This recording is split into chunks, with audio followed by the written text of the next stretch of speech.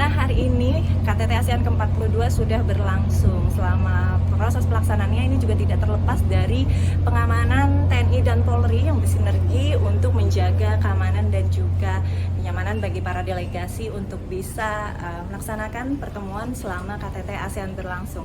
Saya juga sudah berada di KRI Dr. Wahidin Sudiro Husodo.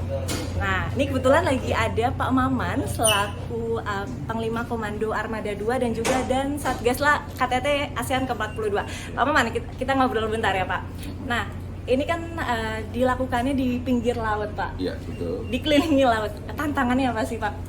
Oh, tantangannya banyak ya, karena tidak mudah untuk melaksanakan evakuasi. Oke. Pertama evakuasi dulu ya, evakuasi medis, karena ini sesuai dengan fungsinya. Kalau di darat kan evakuasi medis mudah tuh, ada jalan, ada kendaraan, ada mobil, gampang. Ini uniknya adalah kita mengevakuasi dari laut, gimana caranya kan itu. Sementara fasilitas, kita harus punya fasilitas ambulan, ambulan, tapi ambulannya bukan mobil tapi perahu. Nah, perahu ambulan. Itu yang harus kita miliki pertama. Yang kedua, kalau misalnya lewat udara harus punya helikopter. Oh, makanya tadi saya melihat ada helikopter di KRI ini ya Pak? Betul. Okay. Jadi dua itu yang sangat-sangat menjadikan kunci pokok kita dalam melaksanakan, salah satunya melaksanakan pengamanan khususnya dalam hal kesehatan. Ya. Kita punya 2 ambulan booth, di mana ambulan, di dalam ambulan itu fasilitasnya hampir sama, mungkin lebih tinggi lah dari mobil-mobil ambulan di darat. Oh gitu. Ya, karena nanti di sana juga akan ditempatkan 1 dokter spesialis jantung Di ambulans tersebut? on board, spesialis jantung. Yang kedua 1 dokter umum. Terus ada 2 perawat. Kemudian kecepatan ambulan booth itu bisa 30. Kalau 30 itu cepat di laut. Oh. Itu ya, untuk ambulan booth. Jadi dimanapun pasien kalau harus melalui laut, kita siap. Oke, bisa cepat. Bisa cepat. Nah, yang kedua nih, belum yang kedua ya adalah helikopter. Oh iya. Kita punya helikopter landingnya di belakang. Nah, itu heli, apalagi heli kemanapun yang di darat, misalnya sakitnya di darat, kita mau ambil karena pengen kecepatan, heli yang berangkat. Oh, oke. Ya, heli berangkat berapa menit kan bisa bebas karena hambatan. kejar-kejaran dengan waktu juga. Betul, waktu dan kemacetan kan. Nah ya, bebas macet tuh heli tuh. Nah itu, jadi kita siap betul untuk masalah itu. Oke, nah terus nanti kita juga bisa ngintip fasilitas yang ada di KRI ini. Oh, gitu. boleh. Oke, nanti jadi, kita berarti Pak Maman siap nganterin saya muter-muter. Silakan. Jadi gini, ini adalah kapal rumah sakit yang setipe dengan rumah sakit tipe B di darat. Coba ya. Berarti fasilitasnya menjamin ya Pak? Menjamin. Ada 11 orang dokter spesialis on board, bayangin. Oke, berarti udah siaga di sini. Oh betul. Ini. Jadi 24 jam di sini siaga dokter. Oke. Kapanpun bisa. Nah, sekarang ngomong-ngomong soal penjagaan dari Angkatan Laut selama KTT ASEAN ini berlangsung. Khususnya nih karena semua venue di pinggir laut begitu betul. ya Pak? Wah, ini kita merencanakan agak rumit sedikit di waktu itu. Ramai lah kita merencanakan karena venue-nya di pinggir laut, di mana lautnya bukan laut yang terbuka yang gampang diamankan, banyak pulau-pulau, banyak karang-karang, banyak kedangkalan. Sehingga kita bawa pasca dengan rubber boot-nya untuk pengamanan di daerah-daerah yang tidak terjangkau, yang tidak bisa ini oleh KRI. Kemudian keluar lagi kita gunakan kapal-kapal KCR, kapal cepat rudal. Dia lincah bermanuver di pulau-pulau kecil. Yang ketiganya di luar sekali, kita pakai KRI yang punya kemampuan udara, permukaan lengkap dan lain-lain. Itu KRI di Ponorogo. Oke, baik. Nah, ini mungkin akan kita lanjut. Oh, satu lagi lupa saya. Belum. Gini, di Ponorogo itu juga sebagai kapal ini untuk escape. Jadi escape itu artinya gini, kalau misalnya para delegasi Bapak RI1 kita ada permasalahan nih di darat, ini harus dievakuasi, harus diamankan ke tempat mana? Paling aman ada dibawa ke KRI di Ponorogo. Setelah on board di KRI Ponorogo, baru KRI di Ponorogo mau kemanapun lewat laut bebas. Oh gitu.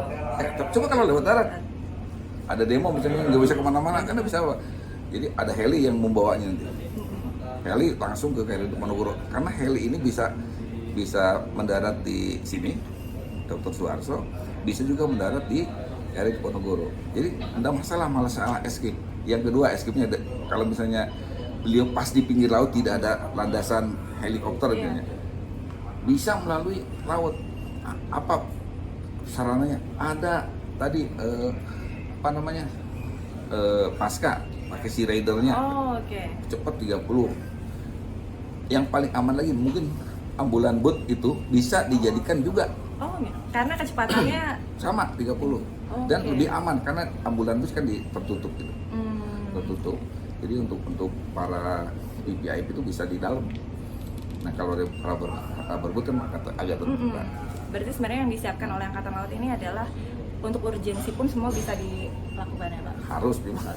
Harus itu. Saya kira itulah jadi untuk escape-nya kita bisa, untuk kita siap gitu ya. Untuk evakuasi medisnya kita siap, untuk kapal rumah sakitnya sendiri siap. Nah ini dia yang mungkin nanti kita akan lihat-lihat di dalam ya Pak. Ayo kita coba. Nah ini kita udah ada di ruang operasi ya Pak. Ya.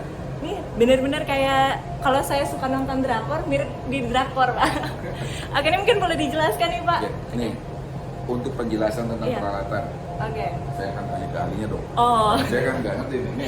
Dokter Adi atau Dokter Imam akan menjelaskan. Saya sendiri sebagai Katin Kesehatan dalam Satgas ini, kami membawa ahli, salah satunya adalah ahli bedah tulang, dan ini konsultan juga, subspesialis spine.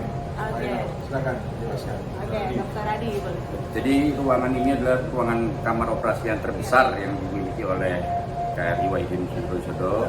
Jadi 5 kamar operasi yang kita punya, dan ini mampu melakukan tindakan operasi yang kalau kita bilang yang paling tertinggi pun masih bisa kita kerjakan di sini. Yang tersulit pun masih bisa kita kerjakan. Jadi kita punya alat-alat yang canggih, yaitu ini mikroskop. Jadi banyak yang kita gunakan untuk operasi-operasi yang butuh ketelitian detail yang sangat kecil. Jadi dengan demikian maka lapangan operasinya bisa menjadi kelihatan lebih besar sehingga kita lebih mudah untuk mengerjakan. Ini banyak digunakan juga untuk bedah-bedah mikro atau bedah-bedah pembuluh darah, saraf yang kecil, tulang belakang juga kita kerjakan. Kemudian kita juga ada alat yang kita sebut sebagai alat fluoroskopi atau siam. Jadi seperti ronsen tapi yang real time bisa kita lihat terus. Nah itu berarti sebenarnya lebih canggih dibanding ronsen. Ya, jadi dia presisinya juga bisa, dengan alat ini kita bisa melakukan tindakan dengan lebih presisi. Misalnya memasang pen di tulang belakang itu kita harus cek atau kita pakai alat ini. Baik. Banyak gunanya. Siap. Dan ini alat ini adalah alat monitor, ya monitor untuk operasi. Jadi ini juga alat anestesi. Ini lengkap semua, ada parameternya sudah cukup lengkap. Ada 12 parameter yang bisa dilihat di sini, pembuluh tekanan darah, nadi dan lain sebagainya.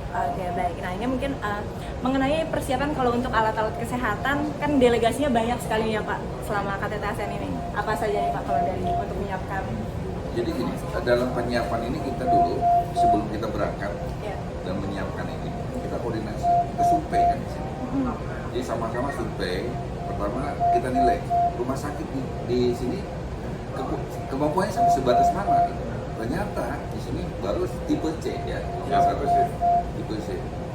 Padahal yang datang kan Bapak Eri Sarto, delegasinya para kepala negara itu yang hadir. Ini kan tidak ini hanya dari kepresidenan untuk yang bertanggung jawab tentang itu, tentang kesehatan di kepresidenan. Dia juga melengkapi di rumah sakit di darat. Akhirnya diputuskan 2 kalau nggak salah ya. 2 untuk rumah sakit rujukan di darat. Itu rumah sakit Siloam satunya rumah sakit ini RSUD Komodo. Nah itu didatangkanlah dokter-dokter spesialis untuk hadir di sana. Cuma masalah peralatan yang kurang. Baik. Nah, tapi di sini kan, makanya karena itu takut kita diberangkatkan juga. Disiagakan juga. Karena melihat peralatan lebih canggih kita dengan yang dimiliki oleh rumah sakit di sini. Dan kemarin Pak Mahfud, Bapak Menteri juga ke sini. Dia juga terheran-heran dengan sampai, bagus nih, sudah siap nih, sudah siap kita KTT. Saya bilang dong kita jawab. Pak, kami siap 100%. Mantap. Segala macam kami siap loh. Masalah evakuasinya, masalah pengobatannya di kapal sendiri. Masalah nanti kalau sudah diobati, kami punya ruangan. Oh, berarti memang ada ruang rawat inapnya? Oke. Ruang rawat inapnya 146. 146. Kenapa sih? Tempat tidur. Tempat tidur. Bayangkan Oke. coba. Itulah kehebatannya itu. Dan kita siap. Berarti di sini bisa menampung sekitar 140 pasien Pasien. Oke.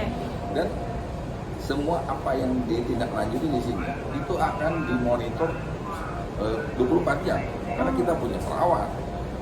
Persis sama dengan rumah sakit tipe B, udah. Oke, petugas medisnya nih Pak, total ada berapa tadi? Dokter, Nah, perawat, dokter juga. spesialis kan ada 11. 11. Kemudian perawatnya ada 50 lah di sini perawat.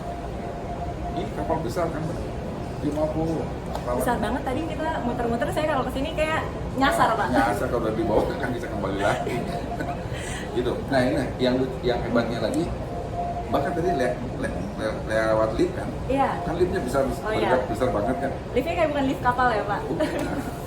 kayak bukan lift kapal, Iya. kayak lift di rumah sakit kan. Ya memang desain itu. Jadi lift itu bisa masuk ini ke tempat tidur itu, Tempat tidur. di tempat tidur pasien. Itu lift. Jadi itu lift. Mbak belum lihat lagi. Ada lagi dari atas ke bawah.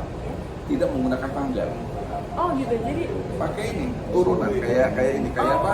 Nanti kita lihat. oke siap. Jadi turun kalau misalnya lift banyak pasien sekali, lift juga satu-satu manual dengan dorongan itu bisa. Oh oke. Dengan dokter siapa? Saya dengan Dr. Firda, Oke. anestesi. Anestesi. Nah, dokter nih persiapannya untuk apalagi untuk KTT ASEAN ini dan ditugaskan untuk berjaga di KRI Ya. ini bagaimana nih dok? Jadi persiapannya itu mulai dari planning, kemudian koordinasi, dan pembentukan tim kerja. Jadi kita harus jelas kerja masing-masing personal. Setelah tahu masing-masing personal, kita mempersiapkan semua alat.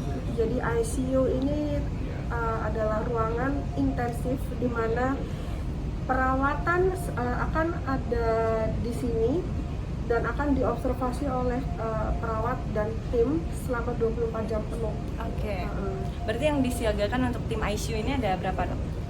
Tim siaga ada per tim-timnya. Oh, Jadi, tetap shifting begitu. betul, tetap Oke. akan ada shift. Oke. Berarti 24 jam ada Dengan terus shift. dengan Ada shift. terus. Oh, berarti ini akan ada yang jaga selama 24 jam gitu. Kalau misalkan ada pasien atau apa Betul. akan terus ada.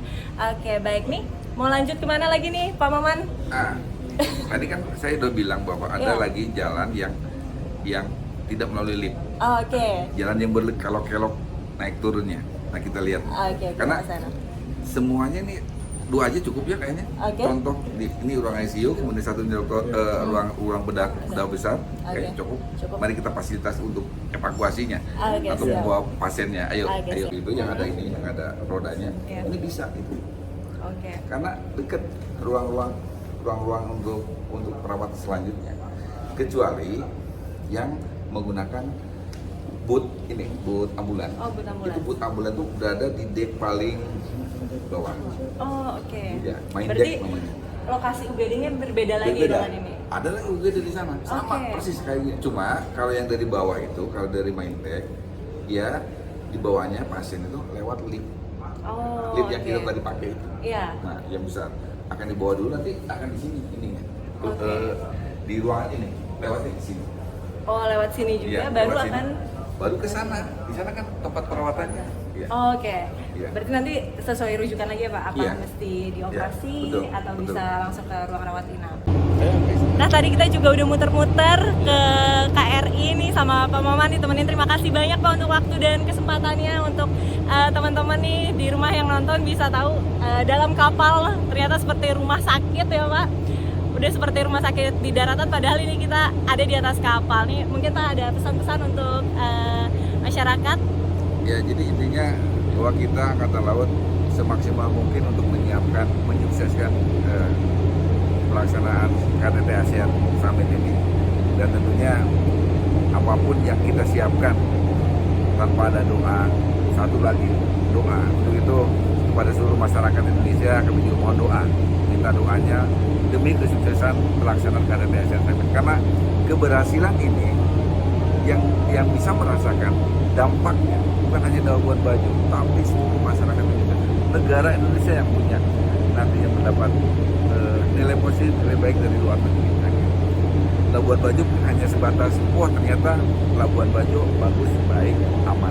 Hanya itu aja. Tapi dampak yang lebih besarnya lagi adalah kita semua untuk bangsa Indonesia. Untuk itu saya juga mohon doa kepada seluruh bangsa masyarakat Indonesia demi suksesnya pelaksanaan KTT ASEAN Summit ini. Saya kira demikian. Jadi semua partisipasi dari masyarakat Ya, tentunya betul. juga berharga ya Pak. Betul. Baik, terima kasih Pak Maman dan Bapak-Bapak Ya. dari Angkatan Laut Ya. untuk waktunya. Oke, boleh dadah-dadah nih Pak. Terima kasih. Sudah tahu informasi terbaru belum? Kalau belum, langsung cek YouTube Liputan MSCTV. Jangan lupa subscribe, comment, like, dan juga share.